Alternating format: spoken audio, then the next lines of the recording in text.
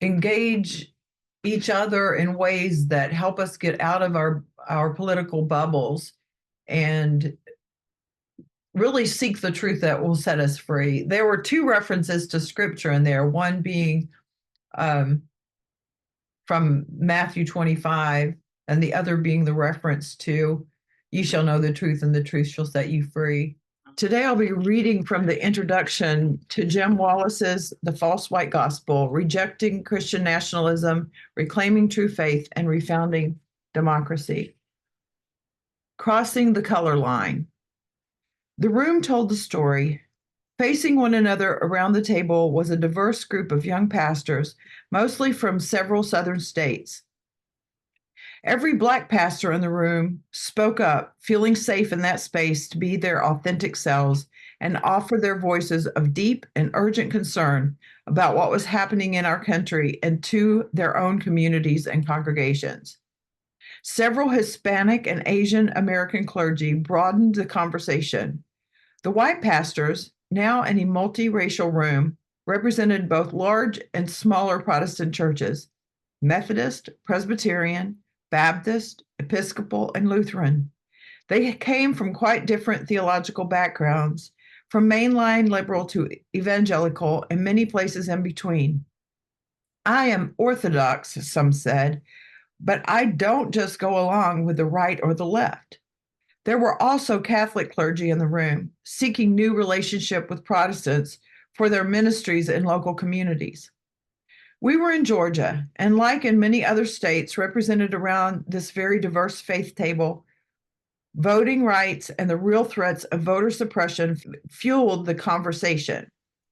Efforts currently underway to make it harder once again for people of color to vote and have their votes fairly counted were discussed with newfound urgency. The late Congressman John Lewis, who had been a member of Ebenezer Baptist Church, just down the road from where we were sitting, was remembered for calling votes precious and almost sacred because they allowed all of God's children to have their voices heard in public life.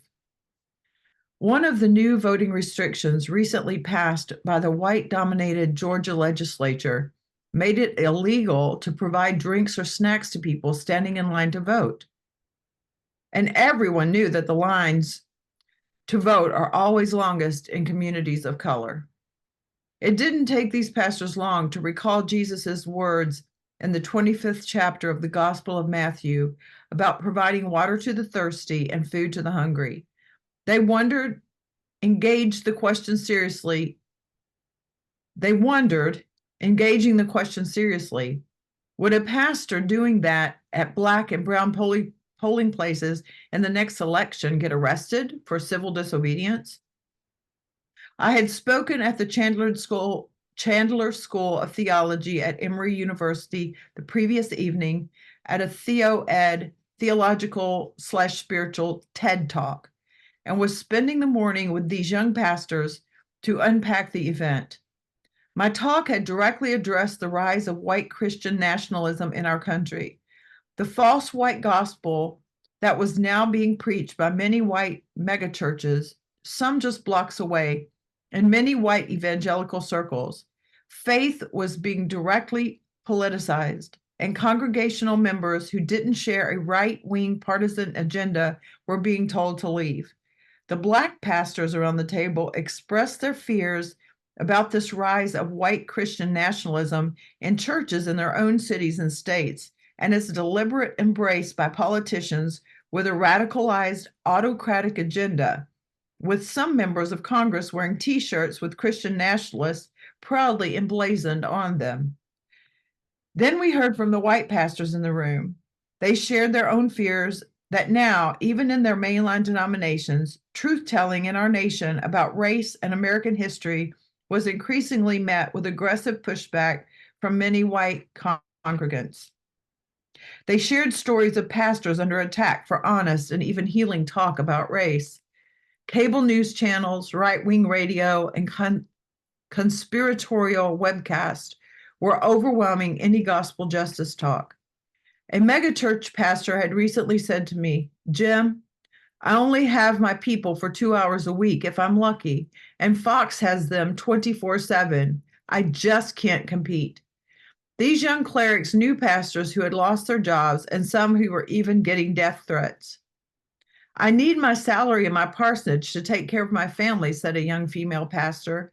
I'm being told by my senior pastor that we need to respect the demographics of our top donors, lamented a young white male pastor who was clearly frustrated by what he called a consumer approach to church. Give the people what they want instead of telling the truth that will set us free, as Jesus taught. The Black pastors were challenging and pleading with their white pastor colleagues to tell the truth about our nation's racial history to help equip the country to grow into a genuine multiracial democracy. But the white pastors were all counting the cost of doing that. I feel such a great tension between my professional demands and my prophetic callings, one young pastor told us. Truth, risk, and cost were all issues on the table that day as these pastors took time to be together, look each other in the eyes, and talk and pray with one another. I suggested that perhaps this was a Bonhoeffer moment for the American church. They all knew who Dietrich Bonhoeffer was, a young pastor like themselves. He led the confessing church movement in opposition to the rise of Nazism in Germany during the 1930s. These were a small minority of churches who dissented from the acquiescence and loyalty of most German churches to Hitler's rise to power. In particular, the confessing church was marked by a younger generation of seminarians whom Bonhoeffer taught, and some even lived in community, and whose life together became central to the Christian resistance to the Third Reich. I told them that history doesn't repeat, but it often does rhyme. In the words of Mark Twain, and the rise of another racialized authoritarian movement in America right now also calls us to a faithful response. Reflecting on Bonhoeffer and asking together what a confessing church might look like in America now turned into an amazing and insightful conversation, one that I hope to see happening across the country. Where is that Christian resistance emerging now, and where is the true gospel being recovered and reclaimed in response to the false white gospel of Christian nationalism now on the rise? I reminded them that Bonhoeffer failed in his attempt to stop Hitler and was executed in the end, hanged by the Nazis, along with many of his seminarians, in a concentration camp only days before the Allies arrived. But I ask, how many of the German church pastors who supported Hitler do you remember now? None, of course. The witness of Bonhoeffer later inspired the South African churches as they helped bring down the apartheid regime, and now we are talking about him again. The truth-telling about racial justice and reconciliation that we now need will indeed cost some pastors their jobs and pensions and parsonages, and it will lead to other pastors and leaders of predominantly white churches losing significant numbers of their congregants. A yet unknown number of white Christian leaders will find the courage to stand up while others submit to the cheap grace that Bonhoeffer warned against. There will be churches that stay open and faithful to the inclusive and reconciling gospel, despite the loss of some of their members, and new members, especially young people, may join them because of their authenticity and courage. The suffering that comes with the courage to stand against the rise of authoritarian racism cost Bonhoeffer and other resistors to Hitler their very lives. Indeed, one of the pastors in the room that morning recalled a quote by Bonhoeffer. When Christ calls a man, he bids him come and die. But what it might mean to die to self and live for the gospel truth of Christ is yet to be known in our time. And these young pastors were all wrestling with that. While we can and must work against such violent outcomes, it is increasingly clear that voting rights, racial equality, civic justice, and democracy itself are now at serious risk in America. And that is becoming an understatement. This is a time of testing, both for the future of our democracy and for the integrity of our faith communities. We are literally in a battle now between false religion and true faith, and between racial fascism and multicultural democracy. That fight stems from fear, the motivator of hate, and the threat of violence. Helping to set us free from that fear, hate, racism, and violence is the purpose of this book. I had said in my talk the previous evening that crossing the color line is the pilgrimage that has and continues to change my life. I believe that crossing the color line to a genuine multiracial democracy will be the path that finally fulfills America's promise. And where the congregations of all faith traditions stand in this battle for the soul of America will define the authenticity of our faith at this critical historical moment. It will also determine whether a new generation will have any interest in embracing any of our faith communities. Like growing numbers of young people around the country, many of my students at Georgetown are not currently practicing any religion and are in the none of the above religious affiliation category. But most of these nuns still believe in God or something beyond themselves and are looking for authenticity and courage in both leaders and institutions. Democracy, faith, and the generational future of our faith communities are all at stake. If communities of faith today won't fight for multiracial democracy in this country, both will fail. My hope in writing this book is that it will help spark some of the deeper conversations and actions that we crucially need right now and going forward. It is finally only the truth that can set us free, as Jesus indeed taught us. Together, let us seek the truth for times like this. Wow. I'm reminded as you read that Nazi Germany, or even Germany in general, was a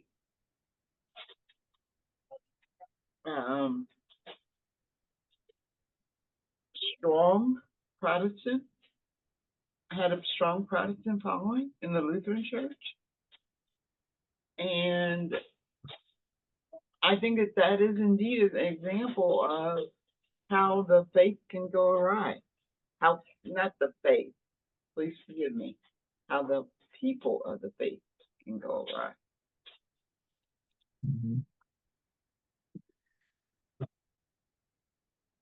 I'm hoping that our readings are going to spur conversations about the connections to those previous fascist movements, as well as conversations about how we can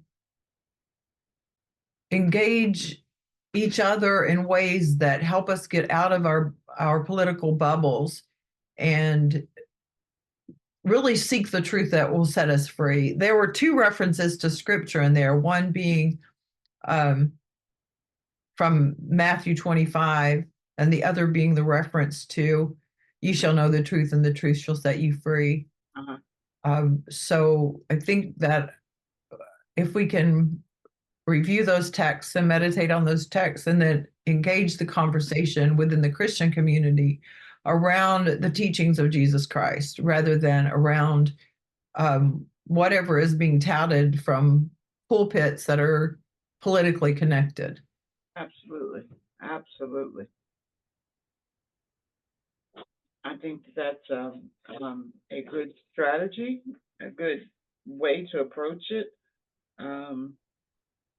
That as opposed to following Jesus, there's a lot of people following men and women, but following individuals. The purpose of these specific readings are to help us reconnect to a biblically grounded understanding of who Jesus is and what the true meaning of Christianity is. And because we know that there are many, many, many congregations who are being led into this Christian nationalism under the guise of Christianity, if we can encourage people to write to us at bethellebanoname@gmail.com and let us know if they want to engage in conversation, we can then plan together with people who are interested, who may want to engage in study of this work. Excellent idea. Excellent.